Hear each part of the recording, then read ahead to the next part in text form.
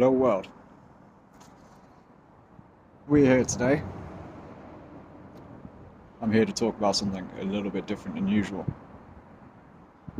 I found myself going down a rabbit hole, a cultural rabbit hole, about mysticism, myths, magic, stuff like that. And I wanted to sit here and teach you about what I've learned about it.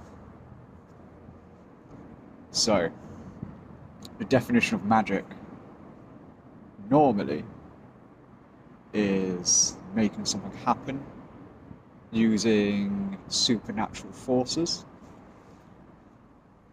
Now, I'll be honest, I don't really believe too much about the supernatural forces part of this. I do believe there's one supernatural force that's quite interesting. We'll get to that in a minute. But usually magic is used to fill a hole of knowledge that could not be described at the time as a form of science. It's normally what magic tends to be. At least that's from my research, that's what I found. I tend to be intrigued with how people use magic to change ideas, or to assert an idea that something is even magical. Effectively, what this all comes down to is that magic is actually all about ideas. It's all about what somebody thinks. Which kind of leads me on to something that I've come to notice to be maybe a valid practice of magic. It uses a supernatural force that potentially exists in all of us. Now, there's a term, I've used it quite a lot, a mancer. Calling myself a pyromancer, a technomancer. Lately, I've become a cartomancer. I'll show you more about that in a minute, because it kind of proves what I'm about to get onto. Mancia, I'm not sure if I'm pronouncing that right, is the Greek for mancer. They were seen as seers, prophets. Now, that means future reading. And I have to be honest, I don't really believe much in being able to read the future either. No. That's to assume a chaotic order or pattern that hasn't yet settled. Which means we can't do that. I don't even know what's going to happen within the next 5 minutes. I have a good idea of what's going to happen. Which brings me on to that supernatural force of why I'm here and what I have to say.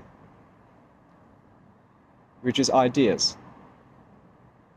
You see, it strikes me that a mancer uses things to get ideas. Whether it be pyromancy, so staring into the fire, thinking, pondering.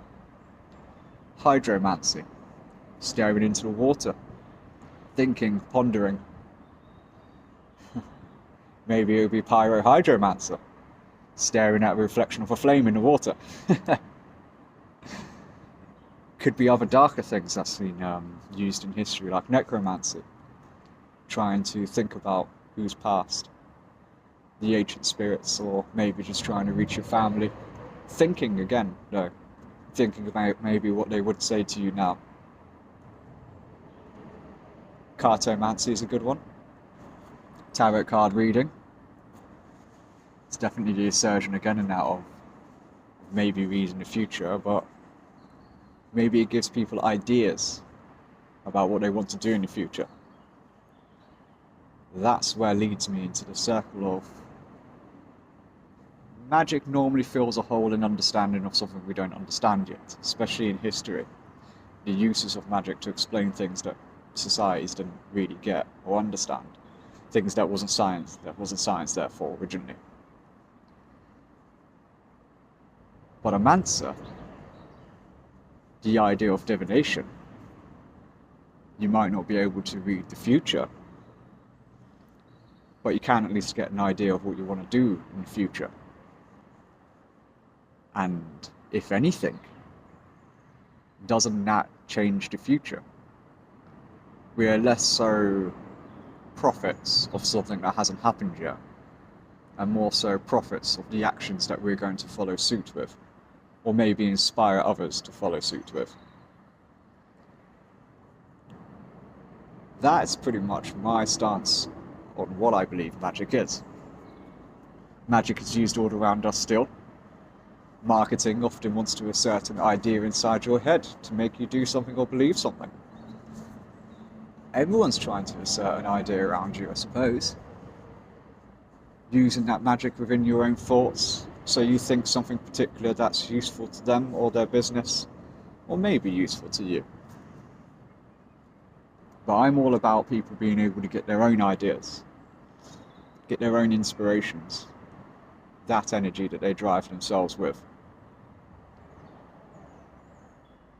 I can't say much about witchcraft, as it were, the implication again of supernatural forces.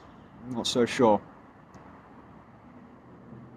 But ideas and your own thoughts, it's kind of supernatural. It doesn't exist until you put it into practice, until it becomes something tangible and it's more natural. Look at how many unnatural things we could consider in this world that has come from an idea. I'm sitting underneath one. This road. So I challenge people to maybe take up the works, the forms of a mancer. Not to read the future, but to find ideas that they want to do in the future.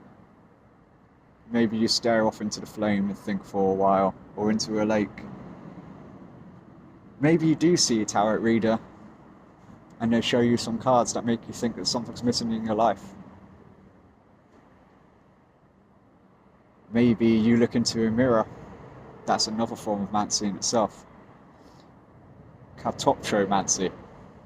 Hope I got that right. That would be divination scrying through mirrors. Clairomancy is often random patterns. Casting of bones.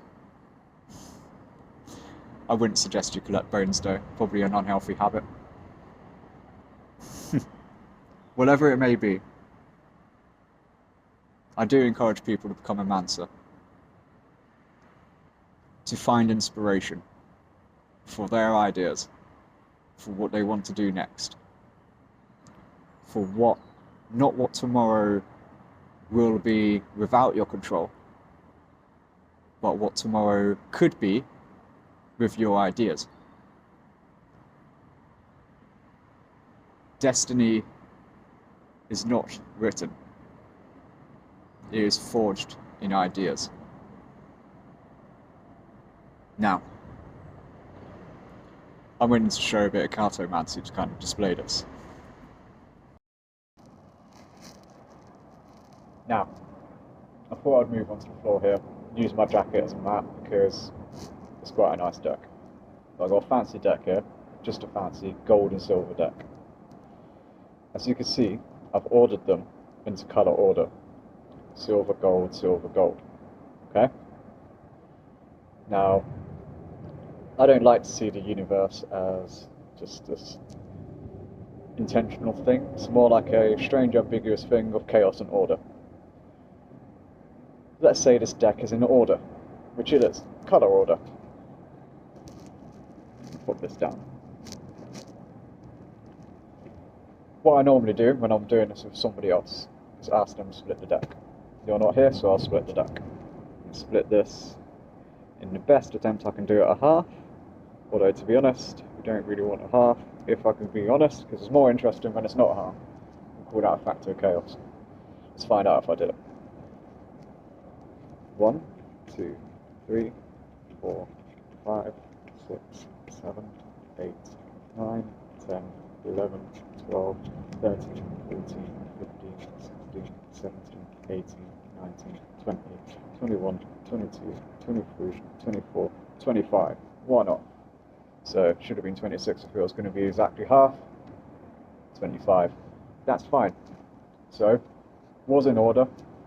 Then I split it in half, which wasn't half, so we've done something chaotic now. I'm going to take these two piles and I'm going to flop them together. Very particular shuffle, this one. It's called a riffle shuffle. There we go. I'm going to make two piles. 1, 2,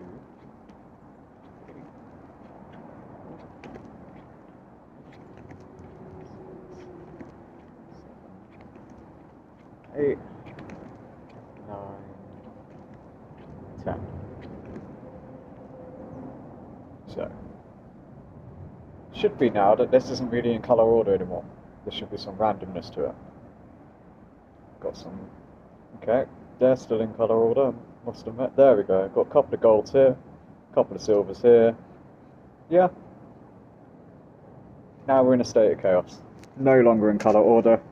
We just got random colours all over the place. So, normally I'd ask the person that's with me to pick a pile. You're not here, so I'll have to do it. We'll go this one. Take this, spread it across. So, as I say, the future isn't readable. You can create a circumstance where you're going to know what's going to happen in the future though. And that's what I've done now.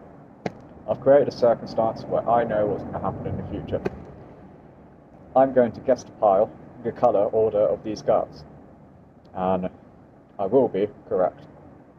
So, silver. Silver. Silver. Gold. Gold. Silver. Silver. Gold. Gold. Gold. I didn't read the future. I created a circumstance where I could read the future. Cartomancy.